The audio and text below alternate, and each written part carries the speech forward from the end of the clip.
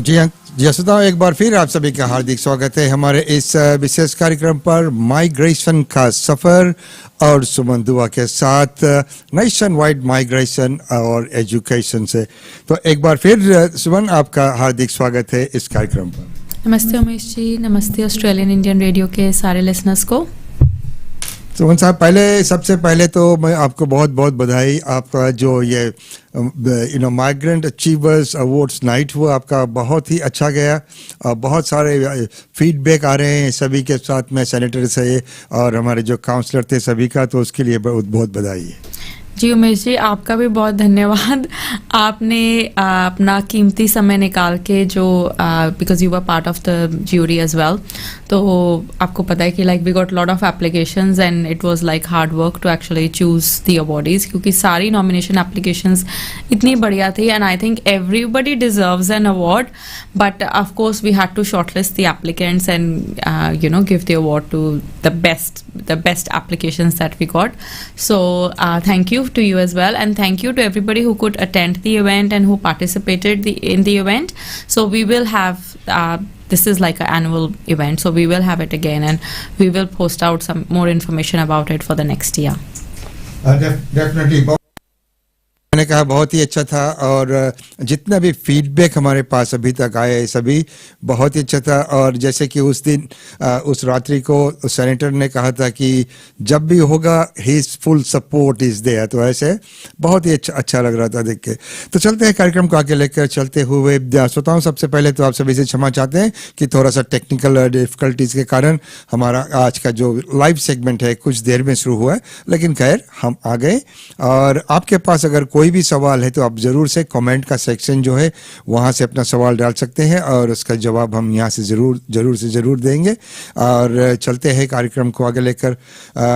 सुमन जी, पहले कुछ latest update जो होगा आप वो बता दीजिए। जी, सो आई थिंक सबसे इम्पोर्टेंट न्यूज़ जो अभी है right now for international graduates कि 485 वीज़ा भी बहुत स्टूडेंट्स लॉन्च करेंगे, द टेम्परेरी ग्रेजुएट वीज़ा, जिसको वर्क वीज़ा भी बोल देते हैं, टीआर भी बोल देते हैं। और भी बहुत सारे एप्लीकेंट्स को जिनको एक्सटेंशन मिल गई थी सितंबर 2022 तक, जो कोविड की वजह से ट्रैवल ऑस्ट्रेलिया में नहीं पूरे अपना पूरा जो 485 का टाइम था वो ऑस्ट्रेलिया में जो नहीं थे, उनको एक्सटेंशन दी थी सितंबर 2022 तक, और उनको बोला था कि you will be able to launch the replacement visa. तो रिप्लेसमेंट वीज़ा की सारी डिटेल्स आ गई हैं, बट अनफॉर्चुनेटली अभी डिपार्टमेंट का जो सिस्टम है उसमें कुछ प्रॉब्लम आ गई है। तो हम भी कुछ एप्लीकेशंस लॉन्च करने वाले थे, और पेज नंबर 4 के बाद आप आगे प्रोसीड ही नहीं कर सकते because the system is not allowing you. तो department is aware of this situation, क्योंकि हमने भी उनको टेक्निकल फॉर्म उनका भर के उनको नोटिफाई किया था, और माइग्रेशन एजेंट्स ने भी, and I am sure some of you might have also contacted them, so they are working on it. अभी नहीं हमें पता कि वो कब तक ठीक होगा। So most of you are eligible, क्योंकि कुछ पहले हमें कंसर्न था कि ये एप्लीकेंट्स एलिजिबल भी हैं कि नहीं, so they are definitely eligible, but the issue is in the immi account right now, so hopefully that will be fixed soon. अभी तक फिक्स नहीं हुआ है, क्योंकि अभी मैंने आने से पहले चेक किया दोबारा update, so still not fixed. So I am hoping maybe by next week hopefully, but because आप सबके पास सितंबर तक के वीज़ा हैं, so I think the department is aware कि nobody is in a panic mode right now, so it should be okay to lodge it in some time. 485 visa की आपको पता है कि पहले 2 स्ट्रीम थी, ग्रेजुएट वर्क स्ट्रीम और post study stream. फिर उन्होंने एक तीसरी स्ट्रीम कर दी थी which is second post study stream, जिसमें कि जो स्टूडेंट्स ने रीजनल एरियाज़ में पढ़ाई की है या रह रहे हैं उनको वो उन्होंने ऑफर किया था सेकेंड पोस्ट स्टडी वीज़ा, 1 साल का या 2 साल का, depending on the post code you have studied and lived in. अब एक चौथी स्ट्रीम है रिप्लेसमेंट स्ट्रीम। सो बेसिकली अभी 485 वीज़ा की 4 स्ट्रीम्स हैं ऑलरेडी। बहुत ये वीज़ा थोड़ा सा मतलब ट्रिकी वीज़ा है, I would count it as a tricky visa, क्योंकि इसके ना आंसर कई बार स्ट्रेट फॉरवर्ड नहीं है। तो अगर तो आपका स्ट्रेट फॉरवर्ड केस है तो चलो बढ़िया है, most students will go and lodge it themselves, but in most cases इसकी जो रिक्वायरमेंट्स है दे आर क्वाइट डिफरेंट, क्योंकि काफ़ी रिक्वायरमेंट्स इसकी टाइम ऑफ एप्लीकेशन है। तो अगर आप डॉक्यूमेंट्स को नहीं सबमिट करते तो आपका वीज़ा आगे रिफ्यूज़ कर देते हैं। तो just be careful with this visa, if you are not sure maybe don't take a risk, don't lodge it yourself, take some help, but अगर you think that you know exactly what you are doing then it's fine. तो 485 replacement stream का भी make sure that you check that you're eligible for this stream before you lodge it. आप combined application भी डाल सकते हो, अपने spouse को include कर सकते हो इस वीज़ा में. Even if they were not included पहले, you can include them now in the new application. अब मास्टर्स वाले ग्रेजुएट्स को 2 साल मिलेगा, 3 साल मिलेगा. आई थिंक ऑन द हमारी जो सिस्टम है जिसमें हम चेक करते हैं उसमें तो इतना क्लियरली नहीं बताया, but I think department of home affairs की वेबसाइट में उन्होंने बताया कि अगर आप मास्टर्स के ग्रेजुएट हो तो आपको 3 साल का मिलेगा. इवन दो इट सेड कि आपको वही ड्यूरेशन का मिलेगा जो पहले मिला था, बट अभी जैसे रूल चेंज हो गया है कि मास्टर्स को 3 साल का मिलेगा. So we still have to wait and see what happens with the masters graduate कि वो अगर 485 वीज़ा लॉन्च कर रहे हैं तो उनको आई थिंक 3 साल का मिलेगा, but let's see on that one. और ग्रेजुएट स्ट्रीम भी we have launched few applications for graduate stream without the requirement of nominating the occupation और without the skills assessment, so no issues with that one. So if you fall in that category you can definitely lodge under the graduate stream. So those applications are going through okay. So that's for the 485 visa. तो उमेश जी अब मैं थोड़ा सा states का भी बता देती हूँ, if you want थोड़ा स्टेट्स.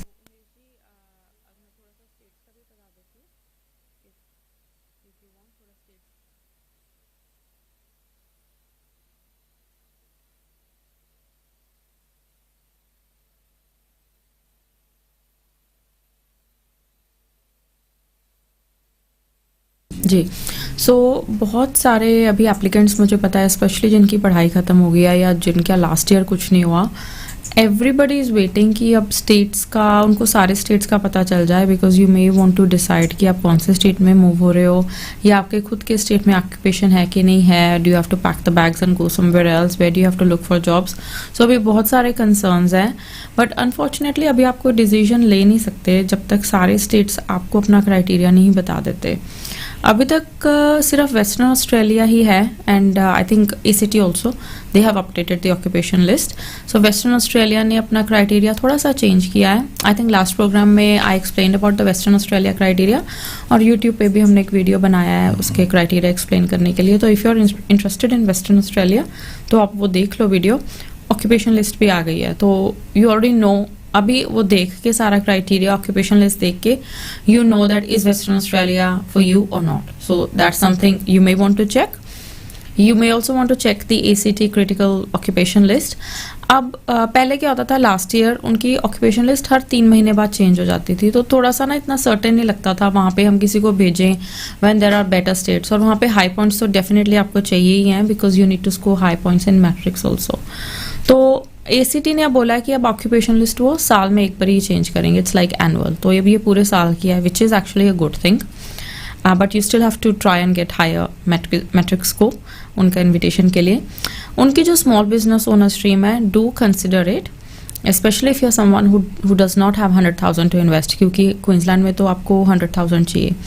अगर आपको कम इन्वेस्टमेंट करनी है पर आपको लगता है कि आपका टर्नओवर ईजिली 100,000 होगा 6 महीने का, then you can consider ACT. But उसमें उन्होंने बोला कि सब tenancy, ride share, taxi, delivery, courier service, इस टाइप के बिजनेस वो नहीं एक्सेप्ट करेंगे. बाकी कोई प्रॉब्लम नहीं है. बाकी तो हमने उनसे पूछा था वो होम बेस्ड बिजनेस भी एक्सेप्ट कर लेंगे, जैसे आप कुछ ऑनलाइन बिजनेस वगैरह कर रहे हो वो भी एक्सेप्ट कर लेंगे. इन्वेस्टमेंट भी नहीं, चाहे आप 10,000 में बिजनेस शुरू कर रहे हो, but you have to be the 51% owner of the business. पर जो आप बिजनेस SBO के लिए यूज़ कर रहे हो कैनबरा में, वो बिजनेस पहले SBO के लिए यूज़ ना हुआ हो ACT में, तो वो उनकी कंडीशन है. वो तो खैर क्वींसलैंड में भी है, which is fair enough. So they just don't want कि सेम बिजनेस बार बार लोग for the visa purpose use कर रहे हैं. So that is for ACT. South Australia we are waiting. उन्होंने भी बोला कि very soon they will update. New South Wales ने भी बोला है very soon they will update. So we are waiting on most of the states, but like I said, we have to wait, क्योंकि once you know what's happening in all the states, then you can go and make a decision. और ये भी हो सकता है कि आप सोच रहे हो मूव होने का, हो सकता है कि आपके अपने स्टेट में कुछ बेटर अपॉर्चुनिटीज़ आ जाए. now that we know that the numbers are going to increase, and all states will get more seats, so they could be a little bit flexible, flexible in the sense कि हो सकता है criteria वही हो, but maybe come points पे भी invitation आना शुरू हो जाए. So let's see. So we have to wait maybe another couple of weeks. और जब सारे states के आ जाएंगे information, सारे states की आ जाएंगे, of course we will do a radio program as well, and we will keep posting videos for each state on our YouTube channel as well. And when we have the updates from all states, we can do a live program on radio, and I'm happy to answer your questions as well here on the radio station. So Mirji, this is what I have for the states at the moment. और बहुत बहुत धन्यवाद. I think ये जो हमारे ये states और general updates है, ये इंट्रो सेक्शन में ये बहुत ही ज़रूरी होता है, क्योंकि हम सभी को बता देते हैं कि क्या क्या अपडेट्स है अभी के लिए. तो चलते हैं अब यहाँ से जो सवालों का सिलसिला. पहला है प्रकार चतुर्वेदी से. Hi, how long it takes for final grant after receiving S56 request? I received request to submit birth certificate for my 190 visa on 11th of June. Shouldn't be too far. I think within this month you should get something. अगला सवाल है विक्रांत चौधरी से. I have done automotive trade course from Sydney and I got PSI outcome too, and I don't know which state I should move to for my JRP program. Wait कर लो, अभी नहीं कुछ बताया है कि आपका न्यू साउथ वेल्स में ही बात बन जाए या रीजनल न्यू साउथ वेल्स में बन जाए. तो अभी ये आई वुड प्रोबेबली से डोंट वेस्ट टाइम. अगर आप न्यू साउथ वेल्स में हो तो सिडनी के बाहर कहीं अगर आप शुरू कर सकते हो जॉब रेडी प्रोग्राम तो शुरू कर दो. फिर उसके 6 महीने बाद अगर स्टेट भी मूव करना होगा then you do have that option. So at least you are not wasting time. So I would just start it if you have the opportunity. Okay, अगर opportunity है तो Pravesh Alam Ansari. Hi madam, I am working in Queensland, engineering technologist from 1 year 6 months. I have 1 year 1 month of Indian experience as engineer from 2016 to 2017. I have finished my skill assessment with good positive results, and engineering technologist with 2.8 years experience, currently on 485 visa, which will expire next month. My employer is happy to sponsor me, but I have 2.8 year of work experience. I can't go for 186 visa, and also I can't go for 482 because my experience is not from last 5 years. So can I plan for 407 training visa? After 4 months I will go for 186 visa, which will what will be the chances for my profile, or can I plan for other things? 407 visa जो usually मैंने देखा है कि 1 year के लिए ही देते हैं, and very rare circumstances they will give it to you for 2 years. So instead आप 408 क्यों नहीं ले लेते थोड़ी देर के लिए? So depends what your company is doing, like are they manufacturing or something. So maybe look for 408 because you need that work experience. थोड़ा सा और चाहिए, उसके बाद आप 482 पे भी hop हो सकते हो. और you are also keeping the option of 190 and 491 safe in Queensland. अगर तो आप रीजनल में हो तो 491 भी देख सकते हो, और अगर आप सिटी में हो क्वींसलैंड में कहीं ब्रिस्बेन में हो तो आप 190 भी ट्राई कर सकते हो while you are on the 408. So probably consider this option other than 407.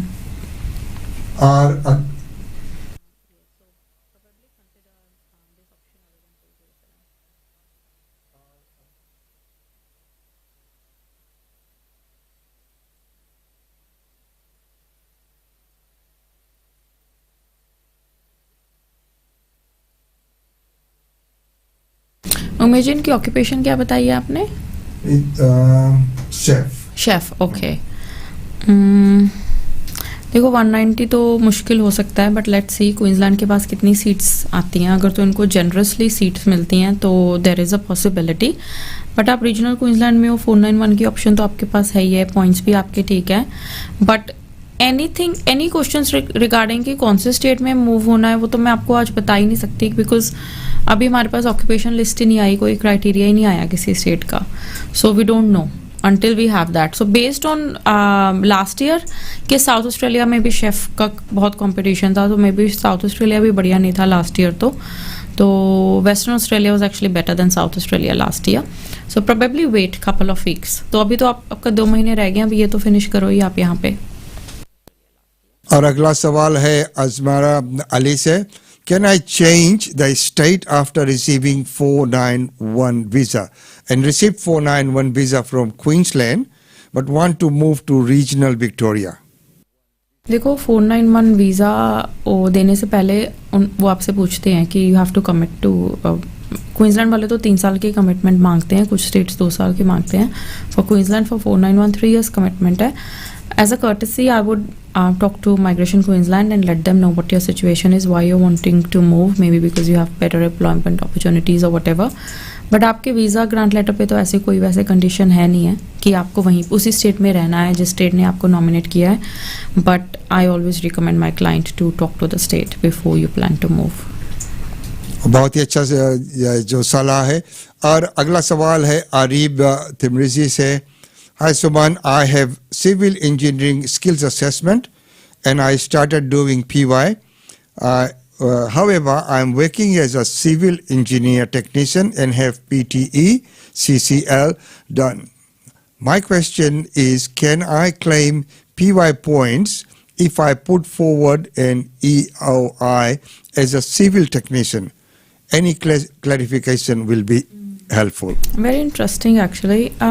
I think you should be able to, but I'm not 100% sure. Can you actually email us? Maybe email to info@nationwidemigration.com.au and I can find out for you. Because just the skills assessing body is different. It's VET assess. Yeah, I'll just have to check the policy on that one. Okay, अगला सवाल है रंजोत सिंह से. Hi Suman, will the waiting time for 190 in trade occupation, where trade is welder, will be improved this year? Waiting for 4 months, all documents submitted. अपना state बताया है आपको, किस state में है ये? नहीं. ओके, देखो वेल्डर इज़ वेरी प्रॉमिसिंग. तो 4 महीने से अगर आप वेट कर रहे हो, विच मीन्स आपने end of financial year he try किया था. आई थिंक दिस ईयर आपकी बात बन जाएगी, but then I don't know which state you are in. So just keep an eye on the occupation list. अगर आपकी है ऑक्यूपेशन वहाँ पे, welder is not competitive at all, very good occupation, you'll be fine. अच्छा, जो South Australia से है. Okay, yeah you'll be fine. So strange कि आपको नहीं इनवाइट आया अगर आपने तब डाला था जब वो खुले थे. Yeah, maybe have a chat to us when you relodge it. So I'm not sure how you are lodging the expression of interest and registration of interest. So just make sure that you lodge your decision ready application. बढ़ते हैं अपने अगले सवाल के ओर. और अरीब एक बार फिर पूछे. सुमन, I am the geotechnical engineering profession from Sydney and I have been in contact with some of the emails. I'll send you an email soon, so thank you. Okay. और रंजोत सिंह जो कि साउथ ऑस्ट्रेलिया से, जिसके विषय में भी बात कर रहे थे, तो I got nomination and asking for visa. Okay, तो ये वीज़ा ग्रांट की बात कर रहे हैं. तो ओके, इनविटेशन आपको ऑलरेडी आ गया था. Yeah visa grants actually are not based on the states, so grants are taking long time. तो अगर आपको 4 महीने ही हुए हैं, that's not too much, so you may have to wait a little bit longer. और इसी के साथ हम बढ़ते हैं अपने अगले सवाल के ओर. Satwant Singh. Is there any chance of 190 in Queensland as a chef with 80 own points? Depends on the experience. So we have got, I think, 190 invitations at 80 points, but these people had higher work experience. But also that's based on last year's requirement. So इस साल अब book क्या करते हैं, we don't know. We'll just have to wait and see. But your points are good otherwise. और अगला सवाल है काजी आसिफ से.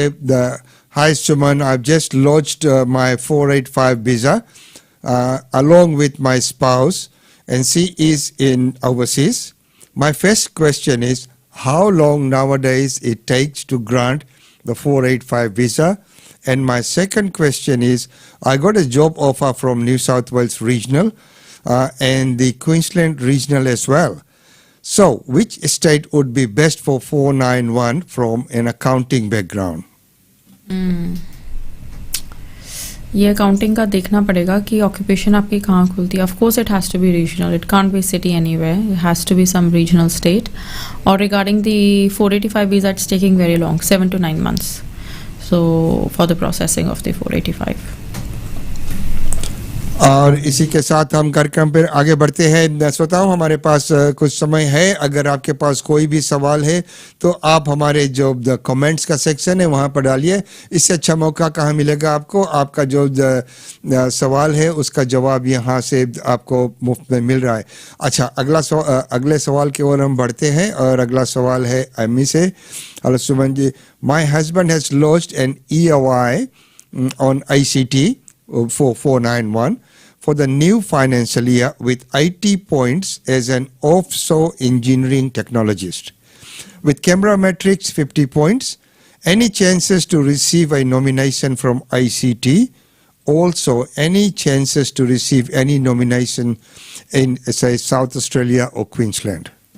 Occupation उन्होंने क्या बोले? Engineering technologist? Engineering technologist. Okay. देखो, कैनबरा से इन्विटेशंस तो आए हैं, बट आई कांट रिमेंबर कि ऑफशोर के आपको एक बारी देखने पड़ेंगे कि लास्ट इन्विटेशन कितने पॉइंट्स पे आया है. But they are definitely inviting offshore applicants, and if your EOI and your metric score is ranked, yes there is a good chance of invitation. But I would try other states as well. So let's see what happens for offshore applicants with other states. So I would encourage you to apply in South Australia if you meet the requirements. South Australia, or even agar regional New South Wales bhi khulta hai, that's also somewhere you can try. What about Queensland? Queensland, you can try. They used to be very good. They used to invite overseas applicants just with 2 years of work experience. But now it's just been so competitive here. But of course, if your occupation is open and you meet the minimum eligibility, definitely apply. You never know. तो जी हाँ श्रोताओ, आप सुन रहे हैं migration का सफ़र सुमन दुआ के साथ. और अगर आपके पास कोई भी सवाल है तो अब हमारे जो कमेंट्स का सेक्शन है वहाँ से आप ज़रूर से अपना जो सवाल है उसे हमारे पास भेजिए और हम यहाँ से उसका जवाब ज़रूर से देंगे. तो सुमन, कार्यक्रम को आगे लेकर चलते हुए हम आप ज़रा कुछ अपडेट हो अगर, तब तक मैं दूसरा पेज जो है उस पर भी देख लेता हूँ कि कुछ सवाल वहाँ पर तो नहीं है. सो एक दो चीज़ें मेरे को और एक्चुअली आज मेरे को बात करनी थी रेडियो स्टेशन पे कि बहुत सारे स्टूडेंट्स अभी भी नर्सिंग कोर्सेज में ही एनरोल कर रहे हैं और नर्सिंग के इंस्टीट्यूट्स भी इतने सारे हैं ऑस्ट्रेलिया में. So imagine that if everybody studying nursing, उस पर इतनी वेटिंग भी चल रही है. सो ऑफ कोर्स जो ये हमारी सीट्स होती हैं, जितनी भी सीट्स हैं, लेट्स से 16,600 हैं 189 के लिए, अब सारी वो नर्सेज को नहीं दे सकते. So if we have like too many nurses already, actually nurses के लिए competitive है. So I just want you guys to explore more opportunities, look at other courses as well. और भी बहुत सारे हेल्थ रिलेटेड कोर्सेज हैं जिसमें आपको स्किल्स असेसमेंट जस्ट पढ़ाई के बाद ही मिल सकती है. मतलब ज़रूरी नहीं है कि आपको वर्क एक्सपीरियंस चाहिए या कुछ, बट बहुत सारे students masters in public health या हेल्थ मैनेजमेंट वाले कोर्सेज में आते हैं जिसका एक्चुअली आगे कुछ बात नहीं बनती. So I just want to highlight few courses जो आप कंसिडर कर सकते हो. पहली बात तो actually we I see lot of pharmacist, you know, जो इंडिया में या ओवरसीज़ में फार्मासिस्ट थे, उन्होंने बैचलर्स इन फार्मेसी की हुई है, यहाँ पे मास्टर्स इन पब्लिक हेल्थ या हेल्थ मैनेजमेंट या कुछ और मास्टर्स, इवन MBA, इस टाइप की मास्टर्स करने आते हैं. So, of course, you can do the CAPS exam, you can do, you know, get your qualification assessed, do the CAPS exam, which is actually very hard to pass. You could obviously do that and then apply for permanent residency by getting the skills assessment. But अगर आप यहाँ पे already masters कर रहे हो, you could consider studying masters in pharmacy as well. So as long as वो accredited है, आप 2 साल की यहाँ पे फार्मेसी का कोर्स करते हो, आपको वैसे ही स्किल्स असेसमेंट मिल जाएगी. और ऑफकोर्स 3 साल की आगे TR तो है ही आपके पास. फार्मासिस्ट आई नो कि STSOL पे है, तो आई थिंक नर्सिंग का कोर्स काफ़ी लोग इसलिए करते हैं क्योंकि वो MLT SSL पे है. But if you look at it, 90% of the nurses, they are going to apply for 190 और 491 एनीवे। तो 190 और 491 के लिए तो आपकी ऑक्यूपेशन STSOL में भी हो सकती है। तो this occupation is on STSOL, बल्कि कंपटीशन कम होगा क्योंकि everybody wants to study something which is on the MLTSSL, but जो STSOL के ऑक्यूपेशन हैं उसमें एक्चुअली कंपटीशन कम होता है। So you may want to consider masters in pharmacy. अगर आपने बायोकेमिस्ट्री की है, केमिस्ट्री की है, फिजियोलॉजी, स्टैटिस्टिक्स या मैथ्स वगैरह भी किया हुआ है थोड़ा बहुत अपनी बैचलर्स में, और या आपके पास कोई भी हेल्थ रिलेटेड बैचलर्स है पहले, और आपके पास ओवरऑल 7 मिनिमम 6.5 है IELTS एकेडमिक, तो आप ये कर सकते हो, मास्टर्स इन फार्मेसी आप कर सकते हो course. So that's one thing. And secondly, और भी बहुत सारे कोर्सेज हैं, जैसे डाइटिशियन है, या रेडिएशन थेरेपी का कोर्स है, या लेबोरेटरी साइंटिस्ट का कोर्स है, फिजियोथेरेपी का है। सो ये जो मैं आपको सारे कोर्सेज बता रही हूँ, इसमें आपको वर्क एक्सपीरियंस नहीं चाहिए। ये सारी आप जो क्वालिफिकेशन करोगे वो एक्रेडिटेड करोगे। बैचलर्स भी अवेलेबल है, मास्टर्स भी अवेलेबल है, but has to be accredited, और आपकी स्किल्स असेसमेंट भी आ जाएगी, और इन ऑक्यूपेशंस में कोई कंपटीशन भी नहीं है। इससे रिलेटेड एक बहुत ही डिटेल्ड वीडियो हमने डाला हुआ है यूट्यूब पे, हेल्थ रिलेटेड कोर्सेज। अगर आप गूगल करोगे health related courses, YouTube Suman Dua, अगर हमारे आप चैनल का नाम डालोगे, you will get link to that video. उसमें भी आप एक्सप्लोर कर सकते हो। Otherwise you can book a consultation with one of our registered migration agents and you can discuss about these course options, because I know many of you are looking for course options as well. So this is something you can consider as well. Occupational therapist भी है. So there are actually a lot of occupations जो इतना ज़्यादा उसके बारे में I don't know why discussion नहीं होती, but probably get in touch with us and we can help you with the enrollment as well for these courses. और बहुत ही अच्छा जानकारी। और श्रोताओं, जैसे कि सुमन ने आप सभी को बताया है कि अगर आपको और किसी भी टॉपिक पर, किसी विषय पर ज़्यादा जानकारी चाहिए, तो आप उनके जो यूट्यूब चैनल है वहाँ पर भी बहुत सारे इंफॉर्मेटिव सेशंस वहाँ पर भी है। तो सुमन, ये सतवंत सिंह जिन्होंने पहले कुछ सवाल किया था, और उन्होंने पूछा था कि is there any chance of 190 in Queensland as a chef with 80 own points, और उससे आगे फिर अब वो बोल रहे हैं कि I have 2.5 years experience as a chef. हाँ अमीश, सॉरी, इन्होंने अभी क्या पूछा है? पहला तो सवाल था उनका कि is there any chance of 190 in Queensland as a chef with 80 points, और एक्सपीरियंस है 2.5 years का। हाँ, तो ये सेम क्वेश्चन ही पूछा ना इन्होंने भी। हाँ, ओके, गुड चांसेस हैं। सो अगर आपका, आई थिंक आपने पहले एक्सपीरियंस नहीं बताया था अपना, तो 2.5 years is a good work experience, so you do have chances, but let's C what happens. तो जैसे तो आप सुन रहे हैं प्रशांत की लहरें सुमन दुआ के साथ, और अगर आपके पास कोई भी सवाल है, अभी हमारे पास ज़रा सा समय है, हम आपका जो सवाल है उसका जवाब जरूर से देंगे। और सुमन, आईमी भी इसके तरफ से जवाब आया कि thank you very much Suman ji. Okay, Varinder Baig पूछ रहे, hi, is it all right if I don't add any siblings name on my 485 visa and on student visa? देखो, हम तो हमेशा करते हैं सारा, what if like your siblings want to come to Australia on a tourist in Australia on a tourist visa, and you have no record कि आपके कोई siblings है. So especially if in the future you're going to lodge your permanent residency, or you know whatever you're planning to do, so or there is no harm in declaring your siblings, so I'm not sure why you wouldn't. और तो जी श्रोताओं, आप सुन रहे हैं प्रशांत की लहरें सुमन दुआ के साथ, और ये कार्यक्रम जो लाइव स्ट्रीमिंग है हम यहाँ से कर रहे हैं ऑस्ट्रेलियन इंडियन रेडियो से, और जो हमारे चेंटेक्स मल्टीमीडिया का स्ट्रीमिंग सर्विसेज के द्वारा।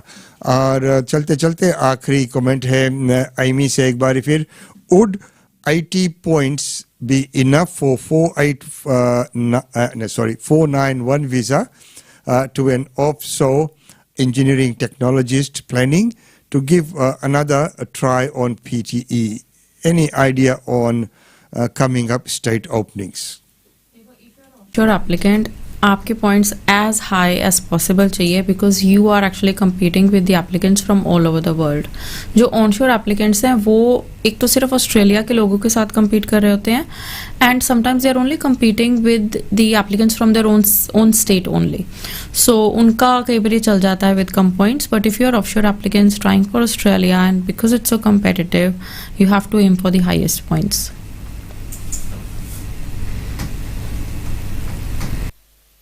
ओके. और किसी का असंद थरार का क्वेश्चन आपका अगर आप एक बार दोबारा भेज सकते हैं तो we will still answer that.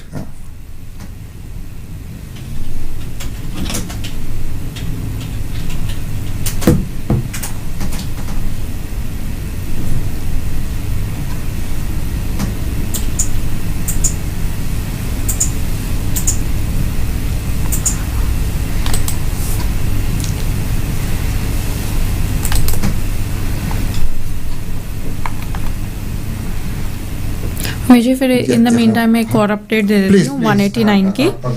सो अभी रिसेंटली अभी थोड़ा सा अपडेट आई है गवर्नमेंट से कि how they are going to work around the 189 visas. तो 189 वीज़ा जैसे हमें पता है कि लास्ट ईयर तो बिल्कुल like we were not even when we were doing the assessment we were not even considering 189 visa क्योंकि सिर्फ 6,500 सीट्स थी तो और 100 200 इन्वाइट आ रहे थे हर क्वार्टर पे. It was just not worth looking that as an option. So अभी 16,652 सीट्स हैं तो 4 राउंड्स होंगे every quarter. So we can expect 3,000 to 4,000 invites every quarter for that one, so which is a good number. So अगर आपकी occupation MLT SSL पे है आप launch कर सकते हो. अगर आपके पास आपकी कोई फैमिली है जो रीजनल एरिया में रह रहे हैं basically anywhere outside Brisbane Sydney Melbourne कहीं पे भी रह रहे हैं तो आप 491 फैमिली स्पॉन्सर्ड भी कंसिडर कर सकते हो. But again your occupation has to be on the MLT SSL only. तो ये 2 visas you know if you are eligible if you meet the minimum requirements which is 65 points. 491 family sponsored के लिए तो 50 ही चाहिए but that's the minimum requirement. So of course aim for higher points. तो आप 189 491 को भी इस साल consider करो because the numbers are looking good for this financial year. और आज का आखिरी सवाल असफन तरार से. Hi Suman, I've been working as an architectural assistant with skill assessment as an architectural technician. Can I still lodge EOI as an architectural draft person even though they are different occupations for better says but job description are very similar? Depend करता है ना आपने skill assessment कौन सी ली है. तो अगर तो आपकी स्किल्स असेसमेंट आर्किटेक्चरल टेक्नीशियन है तो of course you can lodge it. But अगर आपकी skills assessment architectural draftsperson है then you will have to go with that. But yeah you can I think with the duties and all of course क्योंकि duties pretty much similar है तो आप जो employment points हैं और जो employment है वो consider कर सकते हो किसी भी occupation के लिए. but जो आपकी nominated occupation वही होगी जिसमें आपके पास skills assessment है. तो जी सुनाओ आप सुन रहे थे माइग्रेशन का सफ़र सुमन दुआ के साथ और जिसका स्ट्रीमिंग हम यहाँ ऑस्ट्रेलियन इंडियन रेडियो के स्टूडियो से कर रहे थे. और इसी के साथ सुमन हमारा समय भी हुआ और एक बार फिर आपको स्टूडियो में आने के लिए बहुत बहुत धन्यवाद और सभी का जो सवाल है उसको लेने के लिए. और चलते चलते एंड में आपका कुछ concluding remarks.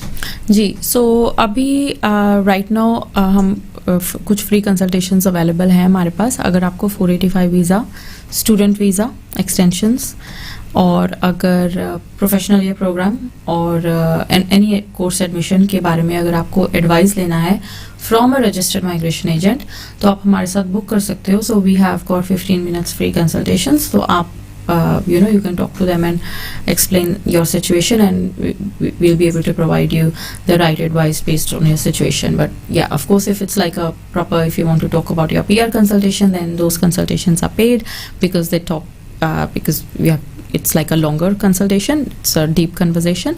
So but otherwise do make good use of because the जो free consultations है वो limited time के लिए हैं. So make use of those while we have them open. और इसी के साथ आप सभी से हम विदा लेते हैं. इसी उम्मीद के साथ कि आप सभी से मुलाकात होगी आप सबको हमारे अगले कार्यक्रम पर। तब तक के लिए आप सभी को बहुत बहुत धन्यवाद। Okay, धन्यवाद Umesh ji, and all the best to all the listeners.